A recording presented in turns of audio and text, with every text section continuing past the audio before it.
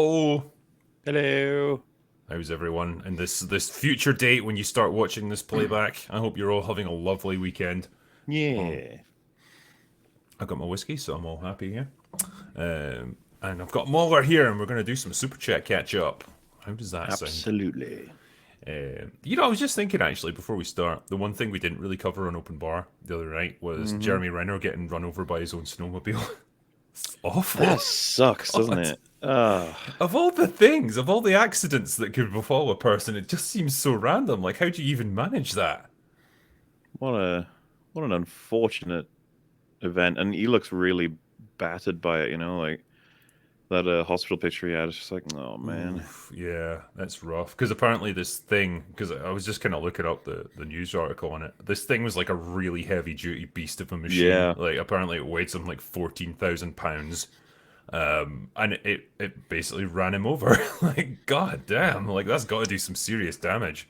I think I said on the last real BBC that yeah, it's thank goodness he's alive, but that's got to be it for his career now, or at least his career as he knew it, right? Like I mean, I don't know the extent of the damage. Like, is it just like as far broken as I limbs know, or? it's fucked up at least one of his legs, and he's broken bones around the body, like including the chest, and his face looks like it took a bit of a hit as well. Yeah. My assumption is that maybe with recovery, but I mean he's already in his 50s now, right? Yeah, he is. He's like 52, I think, so a bit So older. And I guess that sort of recovery takes longer when you're older. But yeah, I don't imagine he'll be doing too many action movies from this point yeah, on. that's kind of what I mean. Like his sort of filling in for action roles, be it in like the Bourne franchise or Marvel or whatever else. I imagine now he'll be doing more talking roles. Yeah. Which hey, Yes. just as long as he's all right. Yeah. I mean, at least he made it through it. So I guess, well, send our best wishes. Hope he has a speedy recovery. Yeah. But yeah, we have got a bunch of super chats left over from the other night. So let's see if we can get fired Ooh. into them. The first one was from Judo Cricket, who said, "If you were Bear McCreary, how much effort would you have put into Rings of Power? He had to make music, but like everything else on Rings of Power, no one said that it had to be good." It's the That's thing true. with I was saying Ramin Djawadi that the thing we end up saying about him is that he makes a fire soundtrack no matter what. His music is amazing even if he's a part of a shit show. Hmm.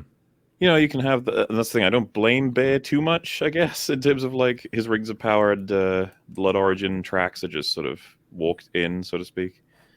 Um, but I don't know, man. Bear at his best. I love his music, so I mean, you'd kind of assume like it being a high-profile show, like even if the show itself's a bit garbage, like you would want to put in your best work for something like that yeah. because it's going to be seen by a lot of people and heard by a lot of people. But I don't know, man. Maybe they just didn't give him much of a brief in terms of how to do it, and he's like, "Well, I just have to guess, I suppose." Generic Yeah, fantasy music. which Here we come. that's the thing when you have to guess at what you're doing. You don't have is music that's supposed to satisfy you, whatever the context. Yeah, And so that's what tends to be music. You just tentatively are just like, well, that's all right, I guess. yeah. There that That'll goes. do. That can match literally any scene. There it goes. Yeah. Derek Rios says, "I'll raise a glass to the news that the open bar is now weekly. Yay! Yes. Any opportunity to pour and enjoy a proper dram of scotch is a win in my book. It is indeed. Slange, lads. P.S. Mauler, are you excited for Metallica's upcoming album?" Oh, I think did we not answer this one? Because I was saying about how I don't typically follow them too much these days for new stuff. I need to catch up with my favorite band's new stuff. I think I've missed an album or two. So I don't know, but if enough people say like it's amazing and stuff, I'll probably check it out. Yeah. No, it's weird that Metallica question does look familiar. But then the question that came before it, like super chat, I don't remember asking. So yeah, weird. Don't Hmm. know if it's just repeated or something. But yeah, it's good news. Open bar is a weekly event now. So yeah, we need to put more work into booking guests because we've got to do it every week now instead of every couple. So that's good. Anthony Puck says, "I finally got around to watching Lord of the Rings. Finished Fellowship of the Ring, and we'll get to Two Towers tonight. Just more of a sci-fi guy in the nerddom schism, I guess. I mean, well, I kind of envy you in a way watching this for the first time, getting to experience it. Best be watching them extended, boys. All right. Don't want Otherwise, to hit Mauler will be you. having words with you." I learned that the hard way. Casey Boyd says Tarantino has said that he's not a Hitchcock fan. He claims that Hitchcock was limited by the rules of his time, no nudity, profanity, etc. Do you think we're experiencing another Hitchcock rule effect today? Hmm. Probably we are, actually. I'm sure Dank brought this up, pretty much saying, like, comparing it to the Hays Code back in the day, that, you know, productions, movies, TV shows, like, they've got a new set of rules that they have to play by, and it's just as restrictive, really, in terms of, I guess, how you can portray certain races, certain genders, all that sort of thing. Like, certain groups have You to always have be that, seen. and then you also have the absolute horrifying infection of what everyone believes to be the successful film to make formula. And everyone usually calls it Marvel humor, but at this point, you can just say Marvel-esque, and that applies to all the writing too. Just everything is this sludgy, and it's almost like a restriction, right? When they're like, "Oh, you got to have this and this and this and this, Yeah. and it'll appeal." So make sure you have them. That almost ruins the movie. If everyone was free to make whatever thing they wanted with whatever budgets they wanted, we'd get loads of crap, but we'd also get some amazing movies, probably. Yeah. Well, we were joking about this like not that long ago, like when we were talking about the success of Top Gun Maverick, and it's like, God, the lesson that they might draw from this is like we need more jets in our movies or something dumb like that. Like leave it to Hollywood to draw all the wrong conclusions for us from a successful Yeah, movie. or You they know? like green light 3 more Top Gun movies, and it's like as much as that. I don't know if maybe, but like it's a little bit more complicated than just being Top Gun or being with jets. Hmm. It's yeah. Um, B. Culpy says, if the composer was reading the scripts of Rings of Power to gain inspiration for his score, then it would consist entirely of toilets flushing on repeat. Which is, yeah, fair enough. Dan Campbell says, "Oh, that Joker is hotter than ever. Oh, baby." Yeah, that Yep. was quite the experience, man. That's an image I'll never unsee. Yeah, even if I look at Heath Ledger's Joker or something, I'm gonna have an image of him in stirrups giving birth. Bit of a getting a mud baby. Where does the baby even come out of? It doesn't make sense. Gotta be the ass. That's the only thing I can think of. Yeah. The Gourd King says the Joker pulls down his pants. You want to know how I got these scars? No. Ugh. Antrib Singh says the new Joker's comic situation kind of reminds me of the Flash Gets Transformers parody on YouTube. Give it a look if you haven't. Great channel. I need to have a look at that.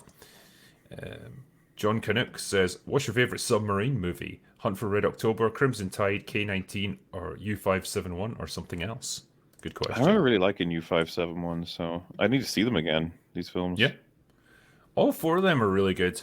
You know, Hunt for Red October, just a great classic dad's movie, almost like Cold War espionage and good undersea battles and stuff. And it's got Sean Connery as a Russian captain, so what more can you ask for?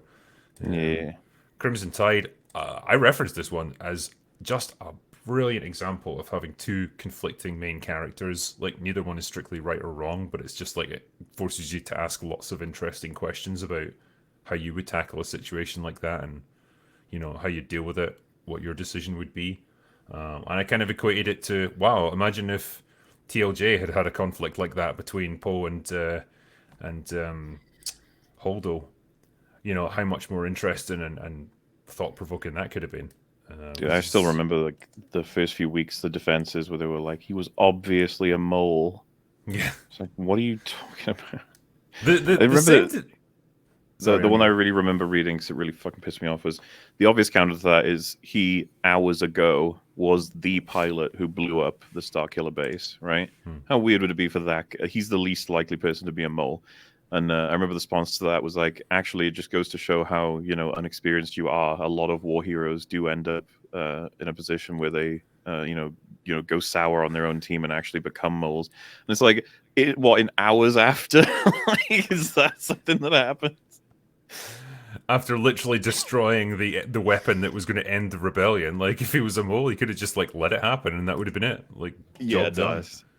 Oh, God. It's something about Ryan Johnson movies that people feel compelled to defend them, because I've been reading some of the defenses for Glass Onion, and Oh. again, it's just brain meltingly dumb. Like, oh, the clues in the title, you know, it's supposed to be a glass onion. You think it's complex, but it's actually just really obvious, and the truth is there in plain sight. It's like that doesn't justify all the ridiculous, like, nonsensical decisions that happen throughout the entire script. Like, that's beyond just like the killer is obvious, you know? Well, it all like we found 20 plus film breaking problems, right? Just a problem that makes it so the film can't possibly happen, that sort of thing.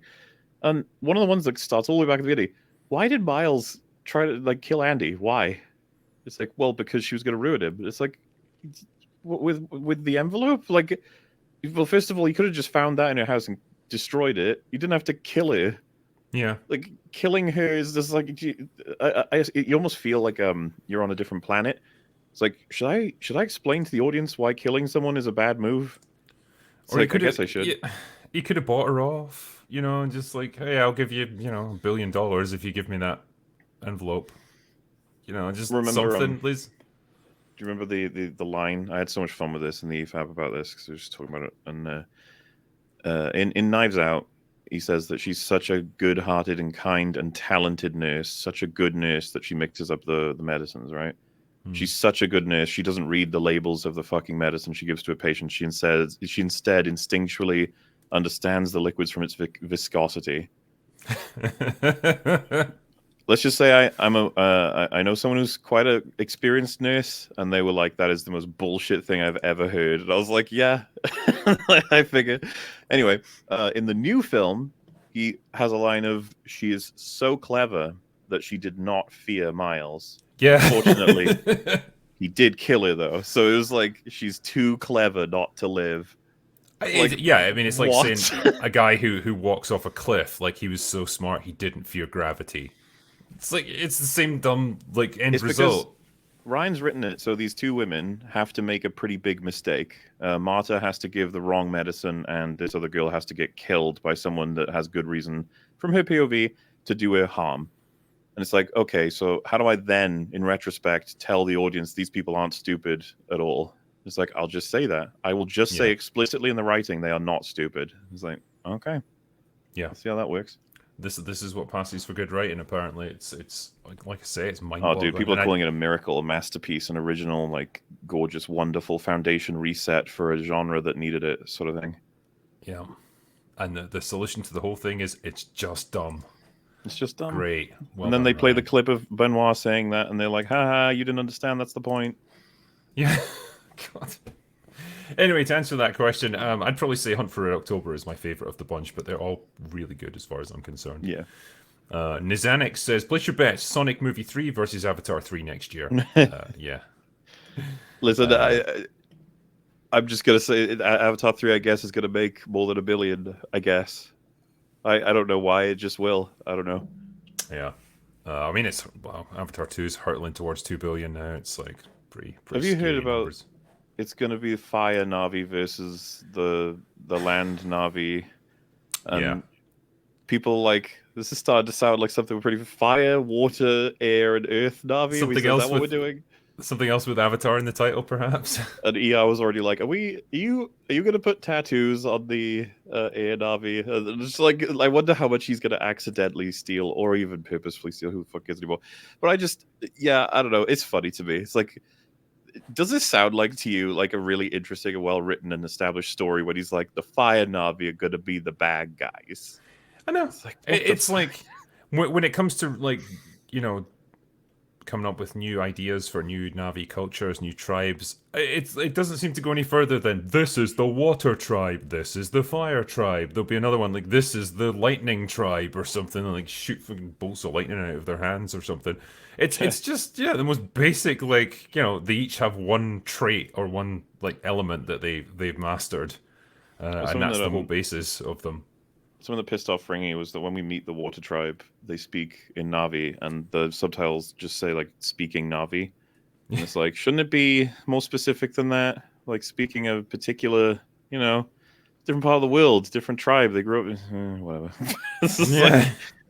The thing is, I had so little investment in it, I didn't even care. It's just like more stupid stuff in a stupid movie. Oh, dude, I was losing it when the whale killed everybody. I was like, can't do this. God. Baker Boy says, oh no, sorry, there's another one. The Black Intellectual said, Avatar is making somewhat of nostalgia money. Also, never doubt James Cameron. This is his third $1 billion flick. Top Gun Maverick should win Best Picture. Keep doing great, Drinker. Thank you very much. And, well, yeah, he makes money. I mean, you can't doubt him for that. It's just, should he? Don't know. Should he? I don't know. The thing is, nostalgia money, like, what nostalgia? Are people getting nostalgic for 2009? Like, that's not that long ago.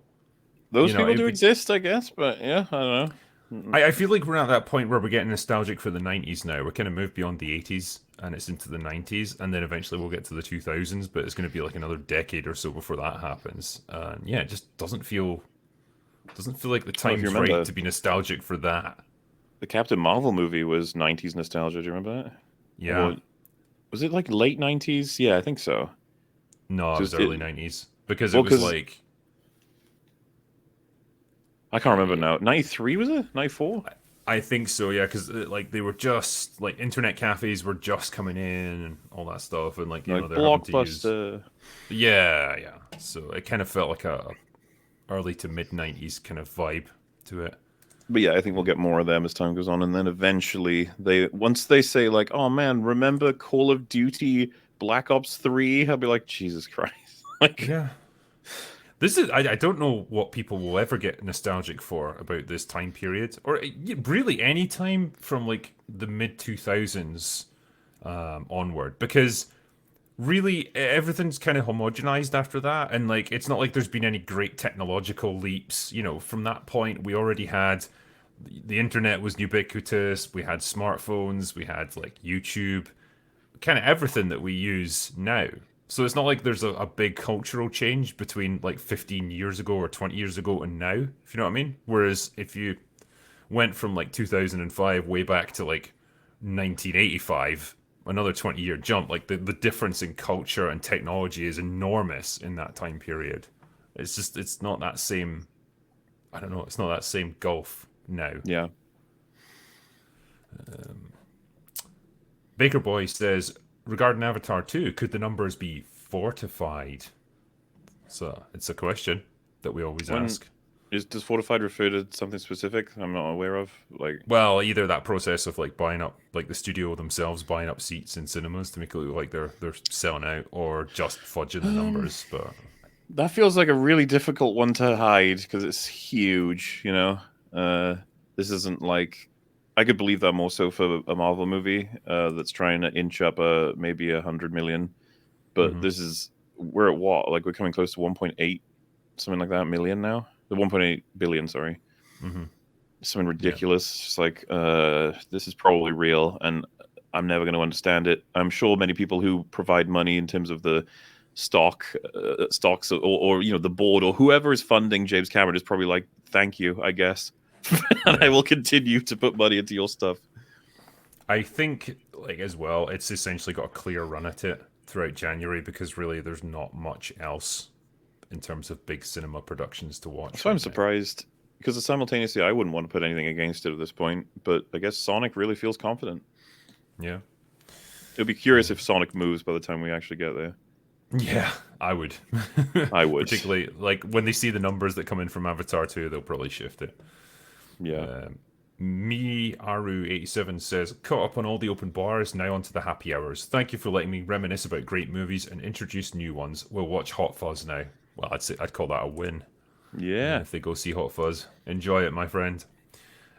Casey Boyd says, Demon Slayer mangaka, a woman even recognizes physical strength difference in men and women in the series without degrading anyone.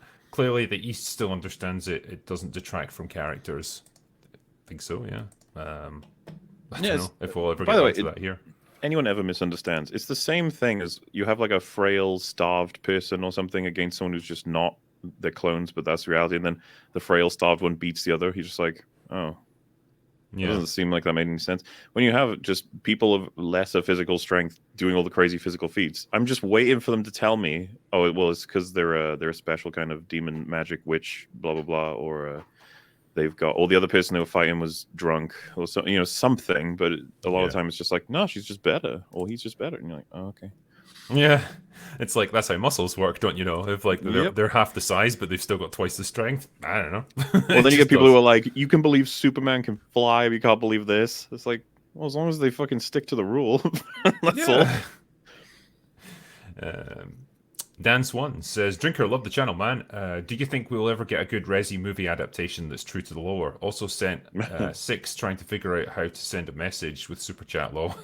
um, yeah, well, I'm glad you got through in the end, man. But yeah, as far as Resident Evil, it feels like we're regressing rather than progressing We're in terms of doomed. adaptations. Absolutely Yeah, doomed. they're just, you know, and I think it's going to get harder and harder to make them because now it's like we've had so many flops and failures for a company or a director or a writer to come in and say, "Hey, yeah, our we want to do a Resident Evil adaptation, and like, what's your USP?" Well, it's just going to be faithful to the lore. We're just going to take the plot of the first couple of games and just turn it into a movie as accurately as we can.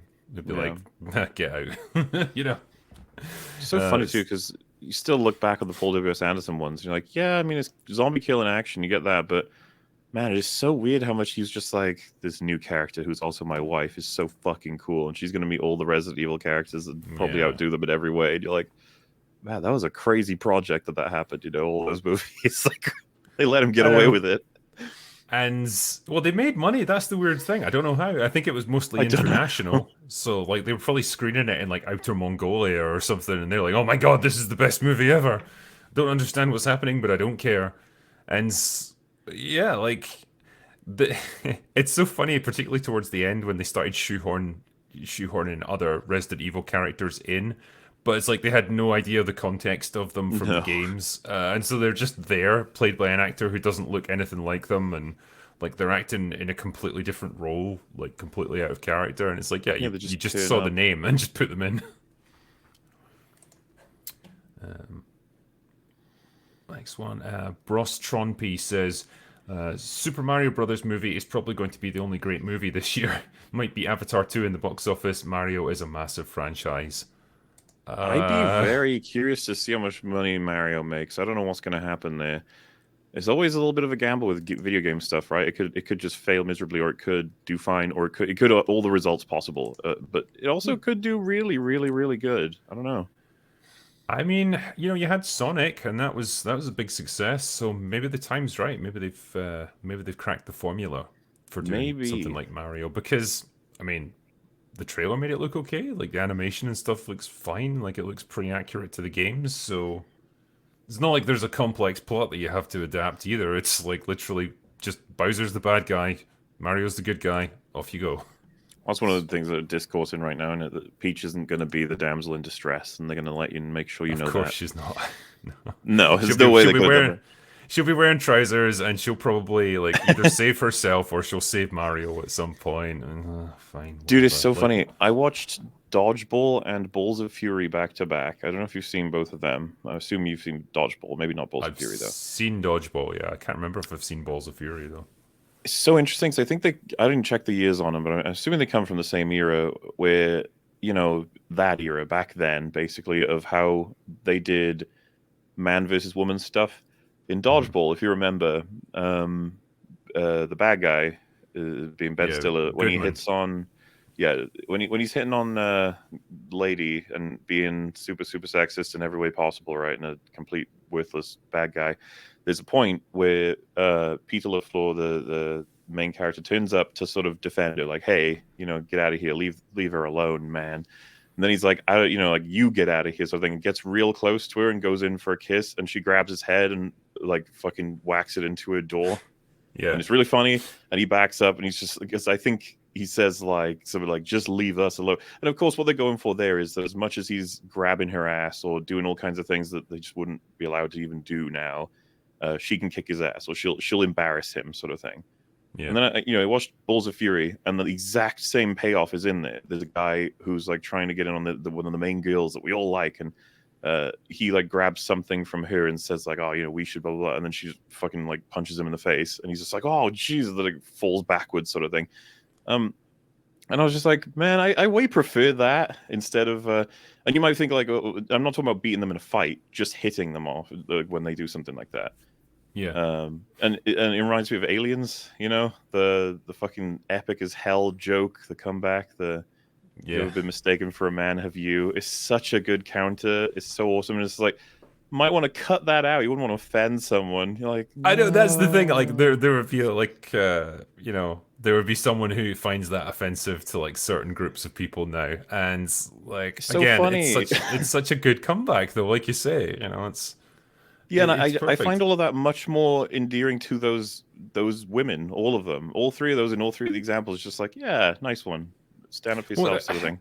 yeah, I think what they want now is like that payoff, but then they don't have any of the setup because it's like you're not even allowed to show the men trying to get one over on them. You know what I mean? Like they wouldn't be allowed to grope them or be sleazy towards them even now because even that's a step too far. So it's like the women are kind of like being like super aggressive and confrontational when the guy basically hasn't even done anything yet. It's like it just doesn't have the same impact, you know? It's yeah. Well, yeah, and like if ever a joke was made that even remotely at the lowest level implies a thing, like for example, it's just like, you know, how fast can the police even get here? To imply like you're going to do something or whatever, but strictly in context as a joke. But then someone else could be like, "Wow, that is disgusting," and that, you know, this movie's gone way too far. And it's just like, oh, Yeah. like, well, and that's the thing. We were talking about this near the beginning, that you don't want to take those risks anymore. It's just, I can imagine a whole group of border people being like, don't do that. It's not worth the risk. Yeah, I don't know if it comes down like you know, you've got say this quite cool, funny script that's like got some edgy jokes in it, and then you just like one by one they just get like crossed out and removed and rewritten, you know, until you're just ended you end up with like generic humor movie that's as Yeah, safe and inoffensive as possible that meets all the guidelines and stuff and I ticks all really the love boxes. I really love the one that's getting around in terms of just I don't even know an example from the actual MCU movies, but this feels like an MCU joke, and people keep referencing it as whenever anything happens, a character will just go, "Well, that just happened." Yeah, Like that's the joke, and as you just said, like, oh wow, what a safe joke that is? Question mark. Like that's safe. Something's happening there, and it's safe. yeah, Um, yeah. it's what we're left with now.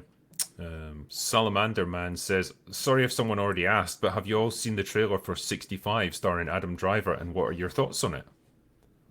I heard Gary talking about it.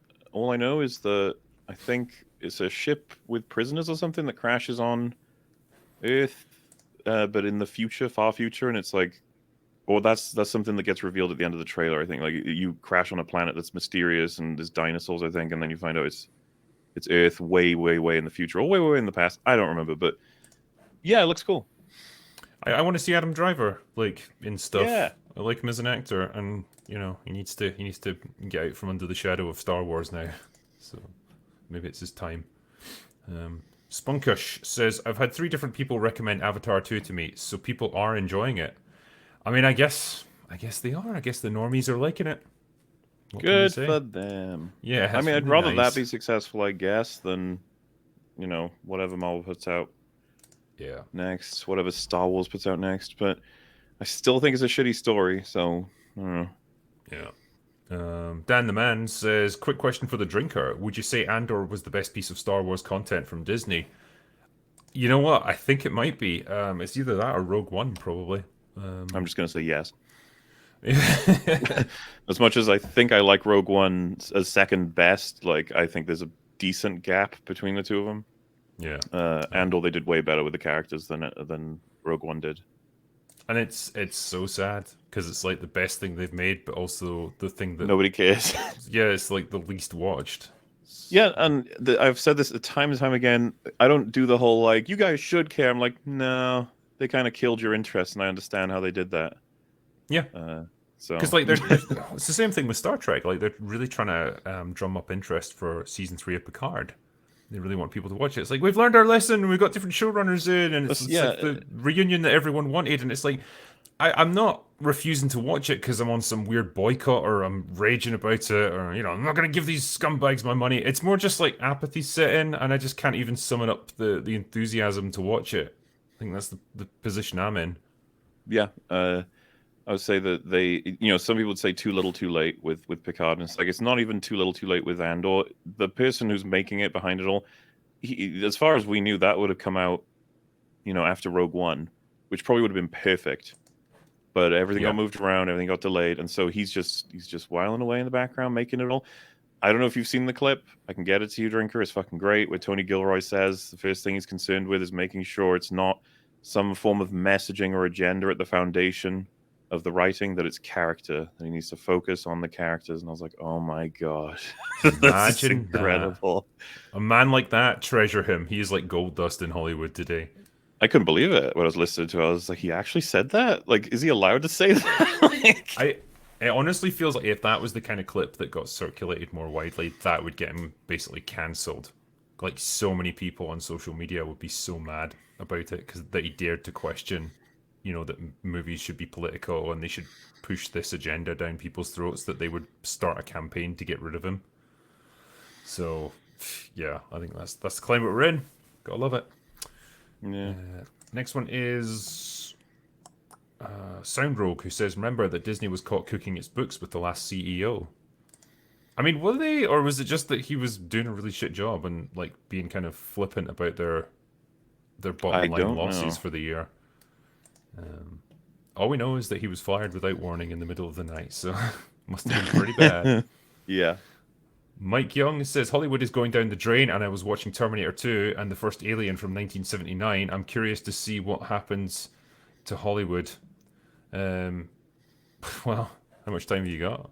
It's been circling the drain since about 2015, I guess.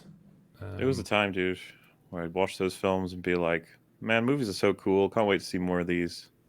Yeah. Oh, well. Yeah, it's a different atmosphere now when we go into movies. Cami Anime says, yep, I've seen Avatar 2 10 times, but I understand why people don't like it. Objectively, it's not a good movie, but subjectively, I loved it, seeing it 2 more times. How many times do you need to see it, realistically? Christ. Yeah, I mean, even liking a movie, I don't see it that many times that quickly. I mean, you're talking 30, 35 hours of your life you've invested in Avatar 2 at this point. Oh, God, I hate to say this, but there's a reason I do it. It's the Glass Onion coverage, but I've seen Glass Onion now 4 times, and I don't intend to watch it again. But that was first time with a friend, second time with our viewing, third time to start up my notes, and then I needed a 4th time to clarify a bunch of stuff that I thought I fucked up. And funnily enough, I discovered a couple of things when we were talking about it in the stream. So what I'm saying is, even movies I deliberately watch to cover extensively, I don't even get to the point of half of them many times as watching. So yeah, I don't know. Avatar must be special. Yeah. Canon Folderall says, Cameron criticizing gun action has the same kind of energy as Scarlett Johansson criticizing tight costumes and the male gaze. It does, it's funny how things like are great when they serve your purpose, and then when you can't, or when times change or you can't make use of them anymore, suddenly they've always been this massive burden on you. It's like, yeah, I'm not buying it, man. No. I'm sure he was more than happy to have all the gun action you could ever ask for in his older movies, but times have changed. He's got to say the correct thing. Blue Collar Loser says, it's doing good because 1, it's a new IP, not butchering Star Wars, Marvel or DC. 2, strong family message. No. It's comparatively new, I suppose. Like, it's only the 2nd entry. If we go by that logic, yes. But would one then say something like Dune was a brand new IP because it's the first entry of that continuity? Or would we be like, Dune is... Are we going from... Because even if we... Because 2009, right? That's when the first one came out. Yeah. As a franchise, it's been around for, it's a chunk of time. That's not... How are we judging it exactly in terms of how new it is? Because obviously, that's why I brought up Dune. It's like Dune would be way older than Avatar. But Avatar in its current form is older than Dune in its current form. Yeah. So it's... Well, I don't really agree with that point that he made there anyway, so it's... For me, it's not really I think the better point that he makes is just after that, where it's like it's not butchering Star Wars, Marvel, or DC. So you could make the argument, well, at least it's not another superhero flick, and it's not another Star Wars sequel. It's kind of something a bit more unique. Although you can make the argument that it's generic as fuck in terms of story. But I would say it is, yeah.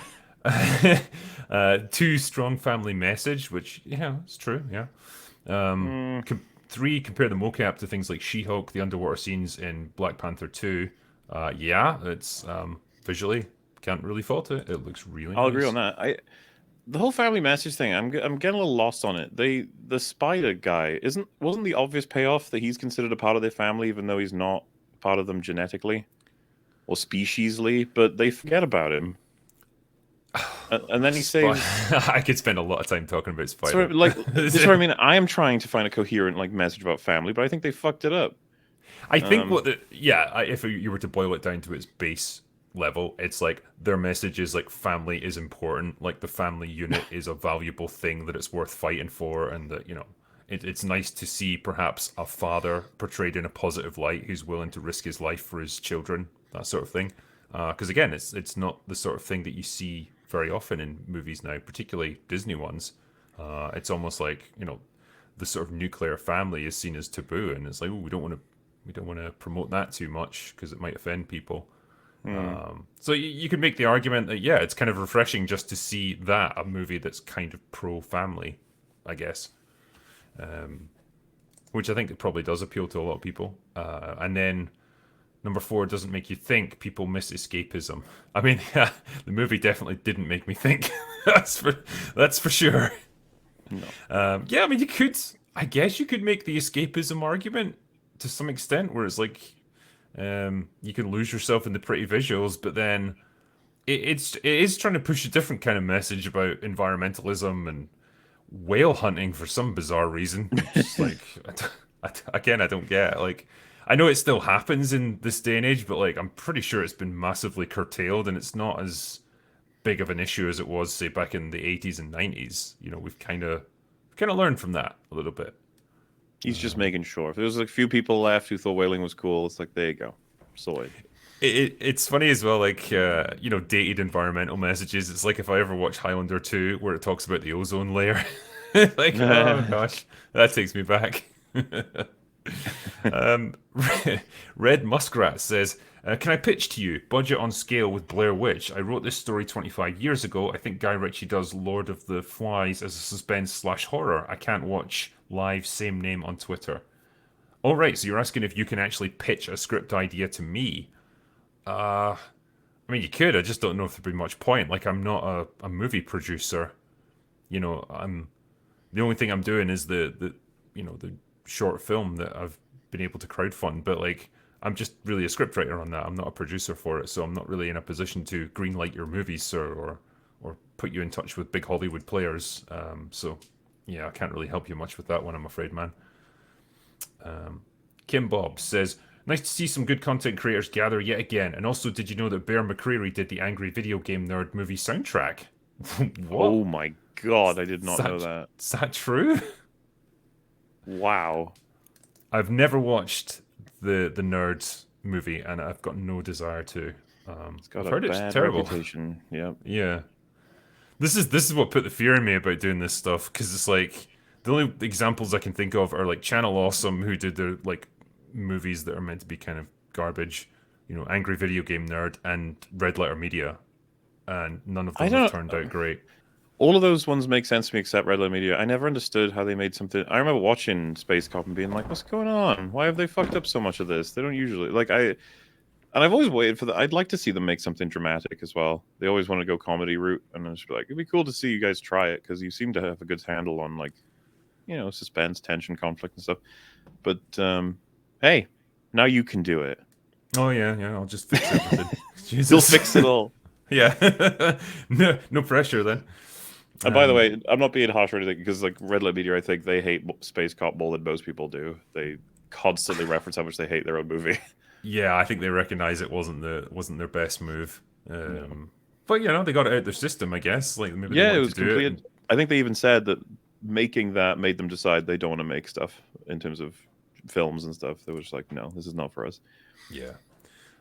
Grimy says, "I'm noticing more YouTubers referencing the line, 'the message.' Are you surprised that it's become your most popular catchphrase?" I mean, I don't know if it is. Like, I still get go away now and all that stuff coming up quite a bit. Yeah, it's a weird little thing. I just threw it in there and it really seemed to catch on. So what can I say? It's just a neat way of encapsulating all the stuff that we see in modern movies. It's just like one little phrase. Um, Wes Van Katz says, "What did you think of 12 Monkeys? Probably the best time travel movie of all time, in my opinion. Even better than Back to the Future." I mean, I really liked it as a movie. I thought it was like nice and unconventional. Like the setup, like the cinematography, and like everything about how it's framed. Yeah, overall, good movie. I think. I haven't seen it in so long. I haven't got much to say on it, but I liked it. Yeah. Skyrunner says, "Hello, Drinker. If you wanted an idea to be made into a feature film or series for mainstream audiences, would you sell your idea to a studio? If so, which one?" I mean, that's kind of what I'm working on at the moment. But yeah, I mean, I would trust Tom Cruise to make my books into movies. I feel like his is the only studio that like wouldn't succumb to the usual crap that we see in modern films. So yeah, it's probably those are the guys I would want working on it. Because you Yeah. know, Tom Cruise is always phoning me, like asking about the rights and stuff. I'm like, Oh Tom, yeah, just yeah. leave me alone, man. Just chill. Um, but Maxwell Shapiro said, "I don't know if you talked about Glass Onion yet. We did. But Drinker, you neglected to mention the obvious. How did no one know about the twin?" That's a pretty good question. Yeah, Someone as high profile as Andy should surely it's so people would bad, know. dude. Because you have to go one way or the other, right? One way, they did not know about the twin, and that means that as much as they're claiming they were like best friends with Andy for what, 9 years at least, they never heard about her twin sister. And then you're like, okay, go the other direction. They did know. They just never thought that was a potential. And neither did Duke when he actually read the message. He didn't Yeah. think to say, dude, that part of the movie blows my mind that he sees There, that she's dead when he was talking to her 2 minutes ago and doesn't mention it to anybody. yeah.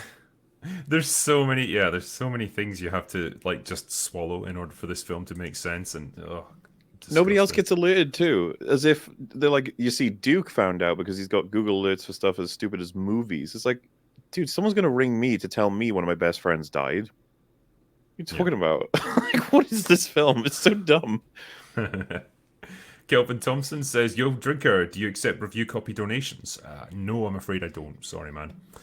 Bandit Red says, "My brothers in Christ, Glass Onion gave me ball cancer. Did you all even know that it came out? It was was it a Netflix premiere? Anyway, by far the worst thing I've seen all year. Yeah, it's just Yeah, it's probably going to be my pick for the worst thing I saw in 20. It came out in 22, right? yeah, the end of the year. It was Fringy who said it, I think, while we were doing our watch through. He's like, this movie is just annoying. Like, it's frustrating me. And Yeah. it's an interesting point because it's like a lot of movies you can just like laugh at them for being dumb. Like Avatar didn't make me angry. It was just like, this is kind of boring and a bit silly. But with Glass Onion, it's just annoying how badly written it is. Absolutely. And the fact that he keeps getting all this money, all this access to amazing talent, and people Yeah, keep saying he's genius. It's just like, what the hell? Such an emperor has no clothes situation. yeah, it really is. Dewey says, "Agree that Michael B. Jordan isn't there yet, but people know the name. They do, yeah. Well, he's working his way up." Angro Spasmarine says, "People have been trying to get rid of guns, hoping to stop shootings and violence for decades, but it never works." Yeah, I mean, I think that's going to be a big motivator now. You know, the sort of meta outside of movies is one of the reasons they're just not popular anymore. Stuart Fields says, "Happy New Year to you all. Drinker, my son Jensen turns 13 tomorrow and we love watching videos together, or your videos together, sorry. Any chance you could give him a hearty happy birthday and a triumphant go away now in celebration? Cheers, chap." Yeah, sorry, man. We obviously missed his birthday. Selfish bastards that we are. But when you get a chance to watch this catch up stream, I will say it now. So, Jensen, happy birthday to you, sir, and go away now. There you go. Theta JC says, "Drinker, do a shoey with me in Atlanta." Wait, is that when you drink champagne out of a shoe? That's what they do at F1 races and stuff. Yeah, sure, I'll do that. You have to provide the champagne and I'll provide the shoes. Hakira says, "I'm glad Tyrone made a return." We are glad that he made a return as well. It's always good to have him on. Bonga Bonga Cathlon says, "The first Mortal Kombat film is great. Changed my mind." Um, Great's a strong it's word. It's it's a a film. movie. Yeah. Yeah, it's a film. What's this? MZQT McHotness says, "Drinker, how is Rogue Elements coming along? Follow-up question, who is your military coordinator and tech advisor?" So, it's coming along great. We are kind of at the stage of scouting locations for various external shots and like a studio where we can do all the internal stuff. We are talking to actors, and yeah, just doing all that kind of boring production stuff that you have to do to get everything arranged. So a lot of that is in the hands of the producers and the director rather than me. Thank God, because I'm terrible at arranging things of any sort. So I'm kind of letting them get on that. But we have like meetings at least twice a week, just updating me on various things. So it's all coming along nicely. I think they're aiming to shoot late spring slash summer because basically you've just got to wait for the key people you need to be available, the right weather, the right sort of lighting and stuff, so it's not like going to be dark most of the time, whatever it is that they're wanting. So that's what we're aiming for. So I will keep people updated regularly on our Kickstarter. And military coordinator, we've got a guy in the Canadian military who's doing a lot of that stuff, teaching the actors, how to handle guns properly, how to clear rooms, all that good stuff. So yeah, we've got good people involved. Entertainment and Gaming says, as far as James Cameron and superhero movies go, in Avatar it's black and white, and in the Batman it's more dark, and in the Doctor Strange sequel it's terrifying, but just a Disney movie. What is? I'm not sure. Are they saying like the morality or? Could be, yeah. Because terrifying is probably a good way to put it in MOM in terms of like what the hell the message of that movie is. Yeah, that's probably fair enough. Scoundrel says, bought Star Trek original series because of you and watched the movies. All I can say is I'm in your debt. Thank you. Wrath of Khan is perfect, but 6 is my fave. I can understand that, man. And yeah, I'm glad you watched them. Glad you've enjoyed them. And yeah, the more time that passes, the more I appreciate Star Trek 6. Fantastic film. Zach Winters says Glass Onion is a parody of itself, a movie for dumb people to feel smart. I think that's probably the best way to describe it. Yeah. It's a way for stupid people to feel smart. If it was a standalone movie parodying the murder mystery genre, it would have been great, and yet it takes itself seriously. That's the problem, yeah. If it was just a comedy, it's like, okay, fine, I can dig all these stupid characters and the stupid plot and all the contrivances because it's straight up mocking itself, but it's kind of wanting you to take the mystery and the murders seriously. You're meant to be invested in it, and so you can't have it both ways. I think it is actually a better setup for a Pink Panther type movie. You need to change almost everything about the dialogue, and then switch out Benoit for Peter Sellers, basically. But like we could make a script out of that where the killer has bumbled his way through all of it, and that Clouseau has to accidentally discover it by discovering everyone is an idiot. There could be the movie where he realizes everyone is actually stupider than him this time. Yeah. Blue Team Epsilon says, hello, Drinker and Company. I recommend watching Overly Sarcastic Productions' detailed diatribe, The Multiverse Problem. Talks about the history of comics and the multiverses. Well, there you go. I think you'd probably find that particularly useful, just like, given your hatred of Multiverse of Madness. quite interesting. Entertainment and Gaming also says, and Cameron caused some people to tell doctors that they're in Pandora. Psychology shows GTA has approximately 3 people who enjoy killing and play the game. So there's a line, I guess, where someone likes a T-1000 and is a killer. And where's this next one? T1 Titanic were written and directed by Cameron generally. Avatar 2 to 5 are all part of a team, but similar level of quality. I wouldn't say they're the same level of quality as his earlier movies. No. But yeah, I think this argument's been used since the dawn of movies that guns in movies or violence in movies encourage it in real life, or same with video games, and it's just like, yeah, it's never happened. It's been debunked like a million times, but they keep trotting it out. That's why you're seeing guns slowly get removed from films, I guess. Dragon Hero says, they somehow managed to undermine all of the lore hinted at from the books and the games. The Witcher origin breaks their world because the elves caused the event that brought humans and these creatures here. Yeah. Blood Origin's garbage. I think we all agree. What a disaster. Slack Attack says, 1,000 Years of War. No one in the writer's room thought that was a bit tedious. Apparently not, because cliches don't exist for these people, I guess. Nate Thurlow says, my favourite part of the last open bar was where Drinker said, it's drinking time, and vomited all over his enemies. I mean, that's a regular thing, really. Steve Frischman says, although they hinted at a Jade-Kit relationship in Willow, why didn't they show a lesbian scene that might have made that awful show worth watching? They were both cute. Um, I don't know. Like, what's your question? I guess he's just. I just wanted to stop watching the show. That was me. Nothing would have saved it. Not even killing everyone with a horrible fire. I don't know. Almost over now, right, Willow? I think, yeah, based on Disparu, he's slowly losing his mind trying to, like, watch One it. more episode. Yeah. Brutal's channel says, I felt bad for Michelle Yeoh. She's way too good of an actress to be in such a lazy arse show held together by gaffer tape. Yeah, man. She's been in some great movies, but like when it comes to TV shows, my God, she needs a different agent. To bounce from Star Trek Discovery to this, like, man, you're not really setting the TV world on fire here, Michelle. Jorgen Halfhand says, fellas, Obi-Wan set the bar for high tower heists escapes with the kid under a trenchcoat gambit. All else is poor mimicry. Can't beat that. That was a moment that I just had to stop and be like, this is happening. This is a real thing which is happening in a real TV show that someone thought would be believable. Wow. This is where we're at. Oh, we were laughing so hard when we saw that for the first time.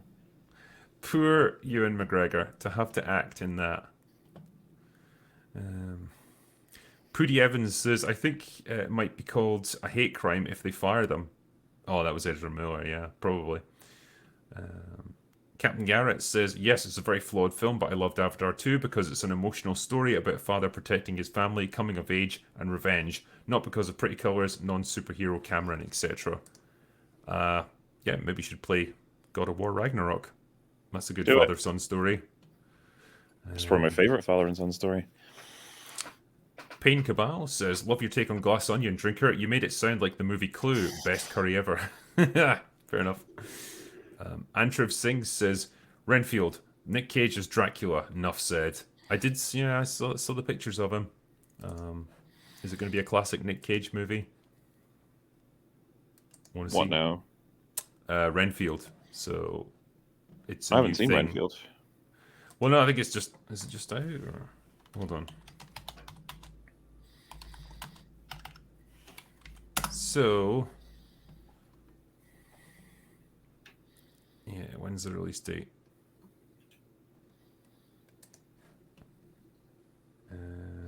So it doesn't come out until April. So that's why you've not seen it. Oh, okay. Yeah, directed by Chris McKay. So it's got Nicolas Cage. Oh, Christ, it's got Aquafina in it. No, you're putting me off. I can't listen to 2 hours of her voice. It's like physically painful. Damn, no, I don't want to do that. Jedi Brooks says, what is everyone's thoughts on Master and Commander? I think it's one of the most underappreciated movies ever. Your mummy talk has got me thinking about other adventure films. Yeah, well, we all love The Mummy here, and Master and Commander, yeah, I really liked it. I did a review on it and gave it a very good one. Yeah, I remember liking it. I haven't seen it in forever, though. Mr. Busto7 says, if you need a well-written character-driven palate cleanser, check out Justified on Hulu. Modern-day 2010 take on a Western crime thriller. Okay. Sir Alex says, hey Drinker, love from Tennessee. I have a question. What did you think of the first Die Hard movie? I thought it was great while watching it with the mom. I mean, yeah, like, what can I say about Die Hard that hasn't been said? I love it. Yeah. I did a review on it, in fact. So, yeah, it's a great one. Entertainment and Gaming says, The Whale is parallel to The Christian Cross in a stupid way. Fraser is painful to watch, and somehow it's a good movie. Okay. Scathing review. Yeah. Shane Slammons says, hey guys, dig what you do. Maybe I missed it, but how do I get a Drinker plushie? My Mauler needs a companion. Too late for fundraiser. Is there a black market? Disparu, you're rocking it. I don't know if there's a black market in Drinker plushies or whatever, but it's one of those things when they put them up for sale for pre-order, you have to get in there or you lose the opportunity. But I'm sure they'll do more. Maybe you'll get a chance one day. Yeah, maybe it'll be Drinker 3.0 or something. Capital Lunar says Top Gun Maverick proves to Hollywood that you don't need to pander to identity politics to be successful. It must have a good story first. Very true. Shaker Silver says, I understand sticking with The Flash and not taking Ezra down since they sunk millions into it, but I'd rather Gunn have said nothing instead of this. Yeah, I mean, like I say, I don't know how much of it is bluster and it's like just trying to prop up the movie until it's out and then they can cut him loose, but who knows. Entertainment and Gaming says, I'm doing a Glass Onion video and Ryan Johnson says Craig is not the protagonist and Nolan is a character in his scripts. So if you're right that way, Johnson is Daniel Craig, maybe. Oh, I mean, God, really, no one's a character. Ugh. It's the worst way to write. Yeah, well, we know he's not the main character. He's just an observer, really. Timmy04 says, love your stuff, guys. Random question. What's your favourite games from the 2000s? Ooh, okay. Oh, I don't know. Metroid Prime is around then. I really love Metal Gear Solids, probably for me. 2000s, meaning 2000 to 2010, right? Yeah. Was Resident Evil 4 in that era? It was, right? It was, yeah. It was like 2004. I love that boy. He's great. Yeah.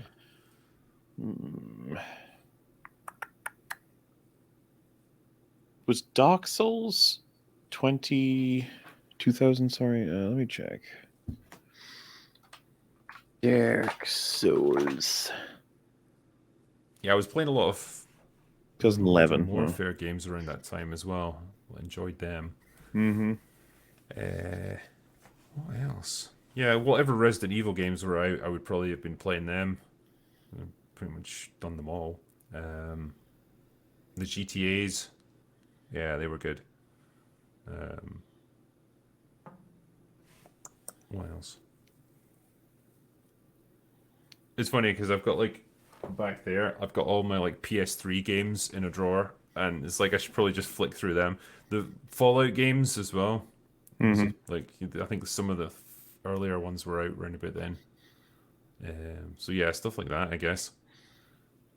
Oh, the Uncharted as well. They started in the 2000s, didn't they? I think they started on the PS3 era. But yeah, that sort of stuff, I guess. OMG Puppies says, considering Chat GPT and AI art generators like Midjourney, in a decade you will be able to watch a custom movie that you describe and it's generated on the spot. I mean, yeah, that's the scary stuff about AI art, isn't it? You put anything into it and it just basically makes a picture for you. Yeah, some of it is amazing to look at, but it makes you feel weird when you're like, man, this doesn't really have an author. Yeah. It's just an algorithm. But yeah, the idea then, I like that idea actually of like movies that you can structure yourself. Man, when they adapt that for porn, like half the world's population is just going to disappear forever. Like they'll lock themselves in their bedrooms. Entertainment and Gaming says, yeah, it's master filmmaking from Ryan, but he is also a rosy reality and the villains' problems suck and Daniel Craig gets away with murder. True. I'll post my Glass Onion video on this channel. Okay. Eric Santucci says, Ryan's ambition exceeds his capabilities, always. Yep, absolutely. Josh Thomas gave me a super sticker. Thanks, man. Flavius Alcanther says, Ricky Gervais is the jester we need in Hollywood. He is, but I think he's just so sick of it, he's like left it behind. Yeah, that's part of the problem. He's made the points. You go back like years, and the points are still relevant. There's no need for new ones. Yep. It's Louis says, I think his accent works more in the first movie. Yeah, it's like it's more slightly more subtle in the first movie. Here, it's like just so over the top ridiculous. Entertainment and Gaming says Craig's Benoit is in 3 movies, and the African American lady is the protagonist and main character. Benoit says Norton is an idiot, but he owns an island. I mean, that's true. Well, I tell you, the parts that we were talking about this on the stream, it's like, oh, he's such an idiot, such an idiot, such an idiot. It's like, dude, when he switched the glasses and then got him to kill himself, that ain't too bad. Like, yeah, you know, like for an absolute clown idiot, like that wasn't too bad. And something that he had to like come up with on the spot, essentially, because like you had to come up with how to kill him in seconds. Yeah. Waylon Bicephus says, it's an uppity southern accent that doesn't really exist anymore. It feels so dumb, but as a southerner, it might be the only part that I like, that we are not shown as a complete moronic or racist individual. I mean, yeah, there is that, I guess, But he but is. You're right. The film likes Benoit, but he is a complete fucking moron. it's like everything in this film, though. It's like stupidity, like dressed in a veneer of intelligence. Yeah. Jaromeo says, "Everyone do your best Foghorn Leghorn impression." Mm, I think we did at the I time. see. Yeah, that's what everyone does. Prism says, as much as Avatar lacked in some areas, I did appreciate how they had a lot more diversity and equality without pushing the message. Keep up the great videos. I mean, how much diversity really is there when they're all blue people? Like, I don't know. I'd have to check the cast. I don't know. Yeah, yeah, maybe there's that. Orestes Zupanos says, as a palate cleanser for Glass Onion, watch Pig, great Nicolas Cage film. Yeah, I've heard it's pretty good. Mm-hmm. The operator says, hey all, Disparu, just want to let you know that I've already watched your Willow episode 7 you uploaded during this open bar. I hope I didn't miss anything. Well, you did miss a lot because of that, so I hope it was worth it. Game Dude says, saw Avatar 2 and I really had to turn my brain off to enjoy the movie. The visuals are near photorealistic, especially the underwater scenes, true. Unfortunately, the story makes it all forgettable, just like the first film. Cheers. Yeah, can't say much to that. It's bang on. Ice Physics Gaming says one of the big reasons Maverick was beat out by Avatar 2 is that Avatar is allowed in China, but Maverick isn't. That's interesting. Right. Explains a lot, actually. Jaro Mayo says top 10 best and worst movies of 2022. I think we've done all that before, actually. Mm-hmm. Phil Swift says Puss in Boots 2 went hard for some reason. What, did it suck or what? I've heard that it's good. A lot of people saying it's really good. Oh, okay. Jacob Lloyd says the perfect description for Ryan Johnson is that he's a Reddit moderator. He has all the smug arrogance of a person who's a midwit and drunk on what meager power that he has. I bet he even keeps a list of people who've upset him. I mean, really, yeah, it comes across in his film. Like, he's always trying to take jabs at online culture, and like, man, I just think it's the people that have criticized his Star Wars movies and stuff. Like, you can tell it really gets to him, and he's just like always looking to wind them up. I mean, we were having a back and forth, at the end of our discussion. It was like 6 hours in, and we were talking about the Mona Lisa part. And we were like, was that kind of what he was going for there? Like, he's trying to make a whole film to justify why someone could destroy the Mona Lisa and be the hero. Could it be that he is trying to kind of there be like, that's kind of what I did with Star Wars. I did it for good reason. Yeah. Like, okay. Yeah, it's awful. The Real Holtzonator says, if a new Halo show was going to be made, when and who would you focus on? No idea, don't care. I don't want to see any more Halo shows. No. Novictus says, are you all familiar with Brandon Sanderson's Cosmere series? He's holding Hollywood at the door until they give him a deal that he likes. Not familiar with it, mate. I don't know. No. Burger King of Angmar says, hey there, y'all. Hope 2023 is treating you well. Have any of you seen The Pale Blue Eye? As far as detective stories go, it's well done. I've heard about it. It's on Netflix, I think, right now. It's about how a retired detective is brought out of retirement to solve a case where a guy killed himself, but there's evidence of foul play. And he recruits Edgar Allan Poe as assistants. Okay. Hmm. Hugo Ventura says, I want to thank the panel. I definitely won't be seeing those movies that Ryan did.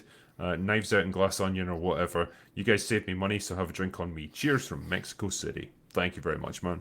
Appreciate it. Would never, ever recommend anyone watch them. Just don't. Stay away. Yeah. The Real AJP says, his Dark Materials was a fairly competent show, but I couldn't get over the two male angels kissing and one refers to the other as his brother later on. Dodgy.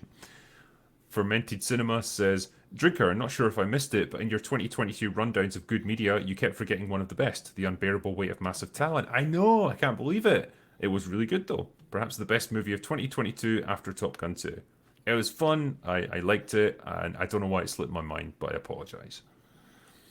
Honest Mistake says, Ryan Johnson is the chat GPT of filmmakers, a vaguely convincing impression of rational ideas, but ultimately there's no real intelligence at work. Yep. Best of Reddit says, the scene in the new Star Wars movie where Obi-Wan acknowledges his privilege and switches to a carbon-neutral lightsaber had me shaking and crying. Yeah, how much pollution do those things put out? I don't know, man. Chatterbox says, Puss in Boots 2 is better than Avatar 2. Fight me. I can't. Might be true. Might be true. Illumina says 12 Monkeys TV series was really good. I love that. I haven't seen the TV show, so don't know. Neither I. Seraphim says, have you ever seen the IP Man movies? Donnie Yen is the greatest of all time when it comes to action movies. A great martial artist and stuntman, but also a very good actor. True. Haven't seen There'd that one though. be. I think they're referred to as Ip Man, and they are very good from what I've heard. I haven't seen them though. Sir Boy of Lard says Logan is the better made movie, but I tend to lean more towards watching the Wolverine personally, as I find it more fun. I don't blame you. It's a more conventional, just Wolverine in his prime kind of film. Logan is obviously a bit more sad and reflective, but yeah, it's definitely the better film. Olu Odofin says, "Do any of you watch Korean cinema?" I don't. Just whatever ones happen to make it big over here, and I guess I get caught up in that. But I try and watch new stuff, and it's really difficult to keep up with anything. Any amount you're choosing, it's really difficult, especially because I got to keep up with games as well, and yeah, TV shows, and then also any homework I have for any of the shows I'm a part of. So I can't it would be funny if you'd said, "Do you keep up with Western movies at all times?" Like I just vaguely like yeah, so many movies where people will be like, "Have you seen blah blah?" I'll be like, "I have no idea what that is." yeah. Gerald Moore says, "Hey Drinker and Co. Speaking of Clint Eastwood, have any of you seen Every Which Way But Loose?" God, that's an old one. Me and my buddy watched it. It's hilarious. That's where he's got an orangutan named Clyde who punches people. That's Okay.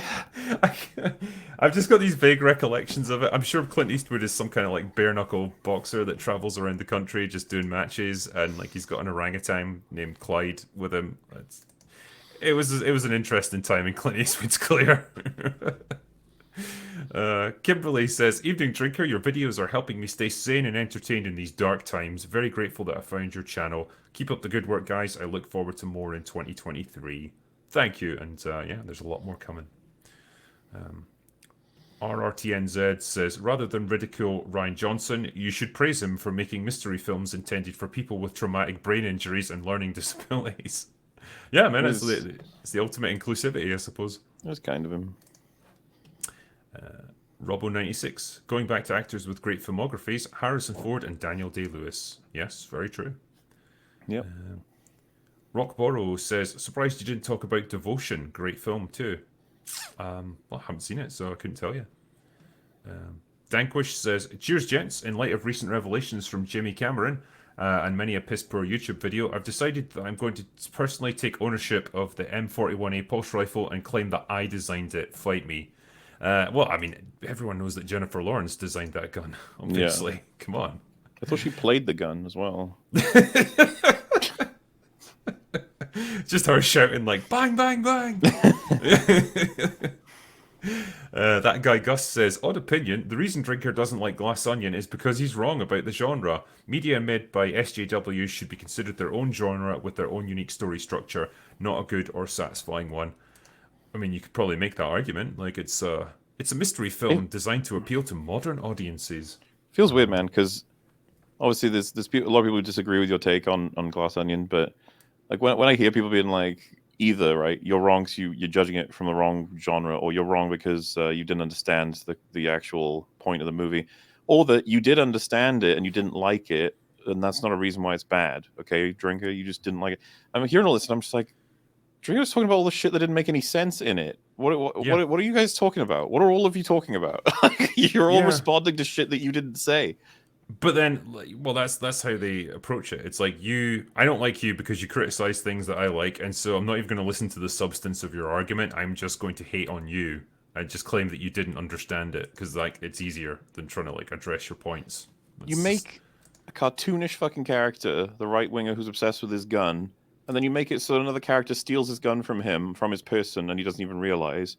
I see that as an issue. I'm like, you fucked up my ability to enjoy this kind of twice, because I already find it cartoonish that the crazy right-wing gun-obsessed guy knows nothing about gun safety. That doesn't typically happen. You find that they're really aware of it. So, I got to swallow that. But then you tell me, no, he's so blissfully unaware that anyone can just take his gun from him at any moment. You're like, no, they can't. And so someone else would be then like, "Don't you understand? You're judging it from the wrong genre or some shit." And I'm just like, "No, I'm just saying what he tried to do, he did horribly." Yep. That's the fundamental problem, and it's like people just refuse to see it. Daniel Hartman says Clue is still my favorite whodunit, some of Tim Curry's finest work, with an overall great cast, and it's based on a board game. Great campy fun. It is. Yeah, it's pretty A good. lot of fun, that movie, yeah. The thing, yeah, Rangi says the thing with Sherlock Holmes, if you read the actual books, it's that most are rather underwhelmed by him when he explains the basis for his deductions. Okay. Mop Gilligan says, do you guys think people like Organized Chaos are just playing a character? I have trouble believing that they're real. Love you guys. Have one on South Carolina. Thank you, man. Is it a grift? Is it just like pretending to be mad at us or whatever? They do have to put up a front to some degree, right? Because, like, take for example, coverage of me. It's like, I know this guy from what other people have said. He's a monster. He is a hyper bigot. He reviews things with no. He always sticks to surface level. He'll complain about a particular number on some monitor of some detecting thing instead of talking about the journeys characters go on. It's almost like, and Drinker, there's one for you as well, but there'll be a sort of starter pack for how to criticize me and you. For me, Right. it'd be like he makes things long because he wants to make more money and take advantage of people, or he'll focus on things that don't matter because he doesn't have any arguments. It's like these are all arguments packaged up for them. They can get them from a vending machine at this point. But when you sort of go so hard on that package and you never actually add anything of yourself, so you're not even a character. You're just this. It's a like I hate to say it because it's so set. You're kind of an NPC at that point, right? And so you can really come across as though you have like no personality, and that's what I felt like I was watching when I was looking at his coverage of me. I was like, he is just disagreeing with me constantly. He doesn't know what to do with anything I'm saying. He just has to disagree with it. Yeah. Yeah, it's kind of like a really shit actor playing a role badly, almost. Yeah. Like, And so I can understand why someone would be like, is that a character you're playing? It's like it's something that they can end up doing on accident sometimes because they've got to play the role of the hero destroying the villain. yeah. David Huck says, "Hey gents, thanks and listen to you every week. Favorite Harry Potter film? Do you think Warner Brothers will try and squeeze out the magic in the future, other than Fantastic Beasts, which puts me to sleep?" I gotta be totally honest with you, man. I don't give a shit about any of the Harry Potter movies. Don't really have a favorite, I suppose, on that basis. I don't know if you do. No, not really. Okay, we're just not big Harry Potter guys here, I guess. Mm-hmm. Nebraska Because says, when a movie like Avatar 2 makes money and praised, it plays into Hollywood insiders saying about us, see, they're just consumers. I mean, yeah, that's the risk that you run, I suppose. Liquor Snurf says, God, Avatar was so bad. I was trying so hard not to laugh at the theatre. How do we lose to a bunch of arrows when the technology we have is 1,000 years ahead of Avatar's time? The movie felt way too dumb for me. 2 out of 10. Yeah, it's the bit where you can shoot through the armored cockpit of like a chopper and just kill the pilot. Like, wouldn't it be designed to protect you from small arms fire? And You'd think. I don't care how you try and like couch it. A bullet has way more kinetic energy than a bow and arrow. I don't care how strong you are. You're not going to match the power and the penetrating power of a bullet. So yeah, it's just stupid. It's like they always have to find a way that they can like even the odds somehow, and it's just nonsense. Anyway, More Watch says, "Hail Drinker, second most epic Scotsman of the modern era. Have a pint on me." Thank you. Who's the first though? That's what I want to know. Martin Mortier says, "Hey Drinker, glad to finally catch you live. Have you seen Severance? That was the most pleasant surprise I've seen last year." I didn't see Severance, I'm afraid. I'm sorry. Disco Dave says, "I'd recommend The Outfit if you haven't seen it yet. It's about an English tailor who deals with the mob in 1958 Chicago, and it all takes place in his shop. Damn good movie." Okay. Sounds different. Waylon Bicephus says, "I kind of want to review The Batman. Should I do it?" Yeah, of course you should. Yeah. It's, it's as worthy as any other movie. Evan Rasmussen says, "What would the fallout of a successful Super Mario movie bring to pass? A round of Aqueduct on me." I don't know, more more video game adaptations, I guess. Sequels. That would be my guess.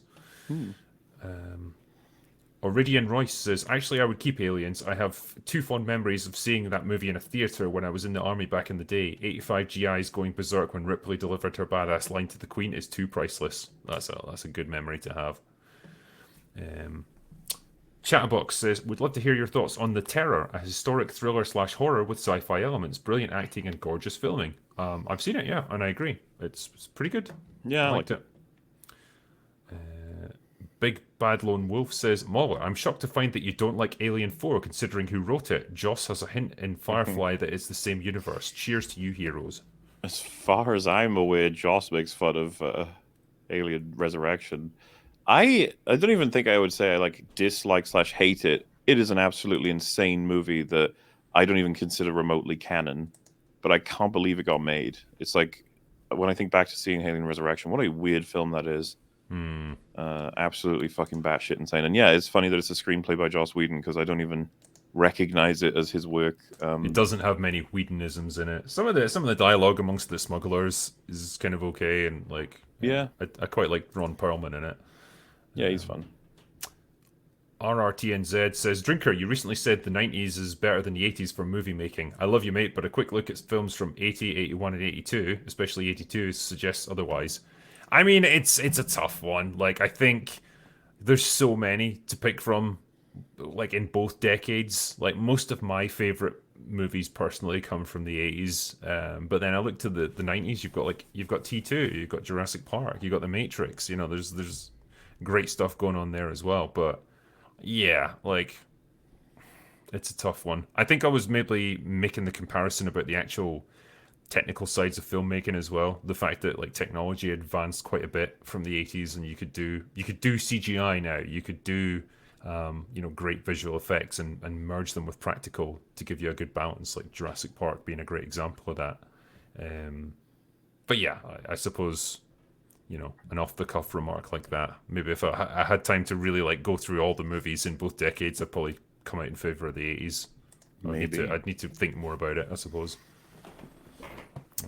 And the last one is Nicholas Craven, who says, I like the part in She-Hulk when Dr. Michael Morpheus Strange shouted, Mr. Tennant, get down at Jane Thorhammer. I mean, it made us all clap, really. What can we say? But that is the last of the Super Chats. So, thank you, all you guys, for sending them in. It's always appreciated, and yeah, I'm sorry it took a while to get to them, but that's the nature of Open Bar. We're just too damn popular, Maura. We can't get through all these Super Chats in one night. Gosh darn it. What a problem to have. But nailed it now, eh? Yeah, and well, thank you, and I guess we'll catch you guys on Thursday night for the next Open Bar. So, yes. looking forward to that. We should have some good guests on, and well, yeah, we'll see what other madness happens in the next few days that we can talk about. All right. But for now, that's all we got for tonight. So, go away.